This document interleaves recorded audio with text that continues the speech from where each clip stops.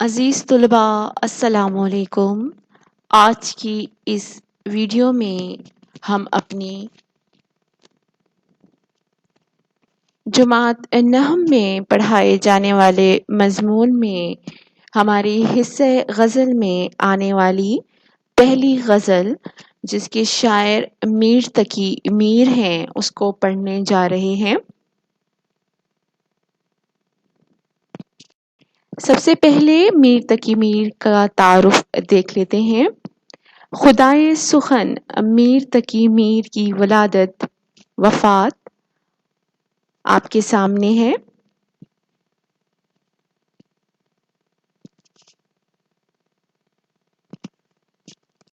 میر تقی میر 1724 میں پیدا ہوئے اور ان کی وفات 1810 ہے۔ میر تقی میر آگرے میں پیدا ہوئے۔ ان کے والد کا نام محمد علی تھا لیکن لوگ انہیں علی متقی کہتے تھے۔ میر بچپن ہی میں یتیم ہو گئے۔ کوئی پرسان حال نہ رہا تو دہلی چلے گئے۔ ساری زندگی غموں اور پریشانیوں میں گزری۔ ان کے زمانے میں دہلی 3 مرتبہ بیرونی حملہ آوروں کے ہاتھوں برباد ہوئی جن میں انسانی خون پانی کی طرح بہہ گیا۔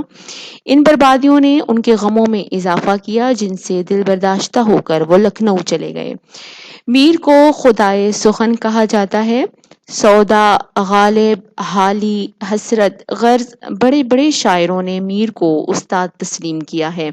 ان کے بظاہر نرم سے الفاظ میں ایک تڑپا دینے والی کیفیت ملتی ہے۔ ان کی عظمت کا راز ان کی غزل گوئی میں پوشیدہ ہے۔ انہوں نے دنیا کا ہر غم اپنے دامن میں سمیٹ لیا تھا، پھر غم کو شعر کے سانچے میں ڈھال کر ہر دل کی دھڑکن بنا دیا۔ میر کے جذبات سچے، طرز بیان سادہ اور لہجہ درد مند ہے۔ ان کے اشعار میں گہرائی اور دل میں اتر جانے والا احساس ملتا ہے۔ ان کا ہر شعر ان کا ایک بے قرار آنسو ہے۔ ان کی ذاتی ناکامیوں نے ان کے کلام میں سوز و گداز اور احساس کی شدت پیدا کر دی۔ وہ اپنی شاعری میں صرف جذبات سے کام نہیں لیتے، حقیقت پسندی بھی ان کے کلام کی جان ہے۔ تغزل کے میدان میں آج تک میر کی برابری کا دعویٰ کوئی شاعر نہیں کر سکا۔ انہوں نے دہلی کی تباہی اور بربادی کے جو مناظر دیکھے تھے ان کی جھلک ان کے کلام میں صاف نظر آتی ہے۔ دنیا کی بے ثباتی کے مضامین بڑی خوبصورتی سے باندھتے ہیں۔ میر کی بحریں مترنم اور شیریں ہوتی ہیں۔ بول چال کا انداز ان کے کلام میں نیا لطف پیدا کر دیتا ہے۔ خوبصورت تشبیہات کے استعمال پر پوری قدرت رکھتے ہیں۔ یہ عظیم شاعر 1810 کو اس جہان فانی سے رخصت ہوئے اور لکھنؤ میں آسودۂ خاک۔ میر تقی میر کی تحریر کردہ غزل آپ کی اردو درسی کتاب میں موجود ہے، تو آئیے چل کر اس کا مطالعہ کرتے ہیں اور ساتھ ہی ساتھ ہم اس کے معنی و مفہوم اور وضاحت کو بھی سمجھ لیتے ہیں۔ ہمارے پاس غزل کا پہلا شعر جو کہ آپ جانتے ہیں مطلع کہلاتا ہے۔ مطلع ہے: اشک آنکھوں میں کب نہیں آتا، لہو آتا ہے جب نہیں آتا۔ اشک سامنے یہاں معنی دیے گئے ہیں۔ اشک سے مراد آنسو ہیں۔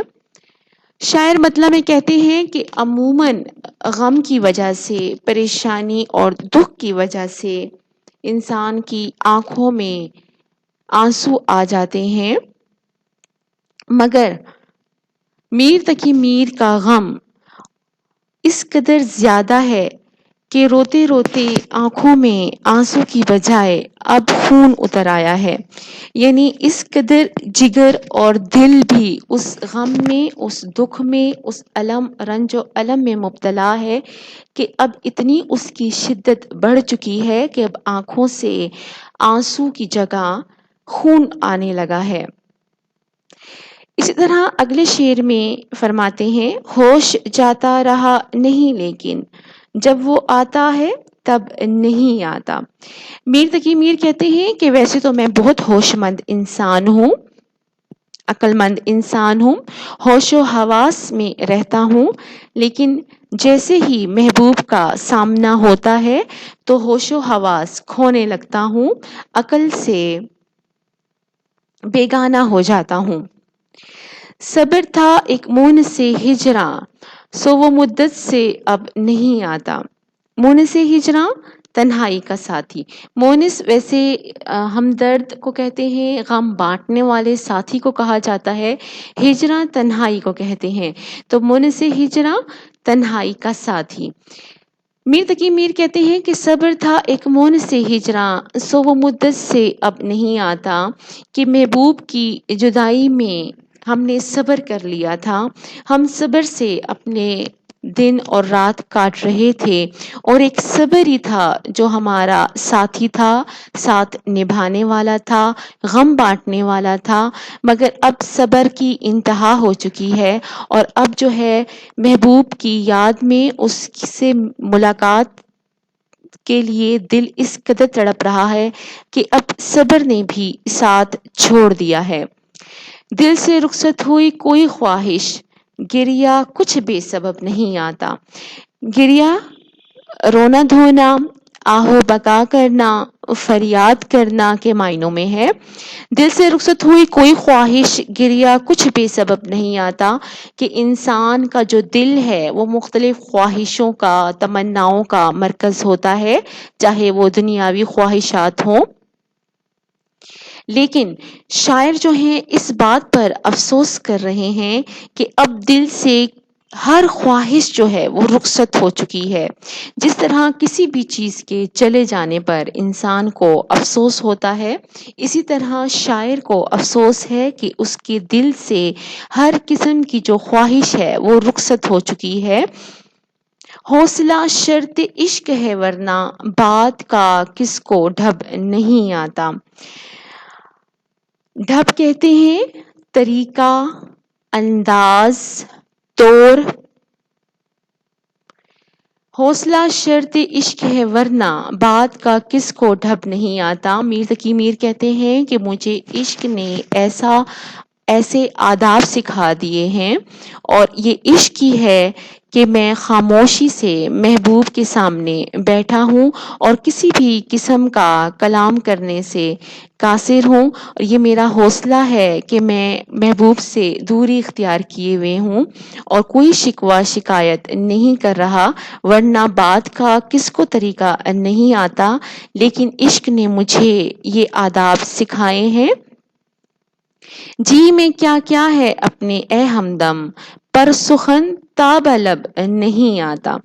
سخن کلام کو بھی کہتے ہیں، جیسے یہاں پر درج کیا گیا ہے۔ سخن کے معنی کلام کے بھی ہیں، اور سخن کے معنی اعتراض کے بھی ہیں۔ ٹھیک ہے۔ تاب لب، ہونٹوں تک۔ میر تقی میر کہتے ہیں محبت اور محبوب کا لحاظ کرتے ہوئے، مروت سے کام لیتے ہوئے کہتے ہیں کہ میرے دل میں بہت کچھ ہے، بہت شکوے شکایات محبوب سے بیان کرنے کی کئی باتیں ہیں، مگر زبان تک، ہونٹوں تک کوئی کلام آ نہیں پاتا۔ کلام آتے آتے ہونٹوں تک رک جاتا ہے۔ کہنا تو بہت کچھ چاہتا ہوں، بیان تو بہت کچھ کرنا چاہتا ہوں، مگر کوئی اعتراض، کوئی کلام، کوئی گفتگو زبان پر آتے آتے رک جاتی ہے۔ غزل کا مقطع ہے۔ مقطع آپ جانتے ہیں جس میں شاعر اپنا تخلص استعمال کرتے ہیں، اس کو مقطع کہتے ہیں۔ غزل کا مقطع ہے: دور بیٹھا غبار میر ان سے، عشق بن یہ ادب نہیں آتا۔ محبوب کا لحاظ کرتے ہوئے، محبوب کے آگے اپنی محبت کو بیان کرتے ہوئے کہتے ہیں کہ میں اپنی محبوب کو جب ملنے جاتا ہوں تو میں اس قدر احتیاط کر سے کام لیتا ہوں کہ جو بھی گلی کوچے سے گزرنے کے لیے جو غبار، جو گرد مجھ پہ اٹ جاتی ہے، اس وجہ سے میں اپنے محبوب سے دور بیٹھتا ہوں، کہیں وہ اس سے آلودہ نہ ہو جائے۔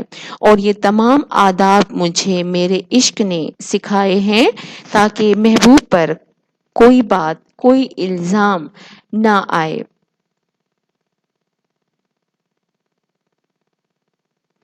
امید کرتی ہوں کہ تمام غزل کی کا مطالعہ اور اس میں آنے والے نئے الفاظ کو آپ دوبارہ سے مشق اس کی جاری رکھیں گے، پڑھتے رہیں گے۔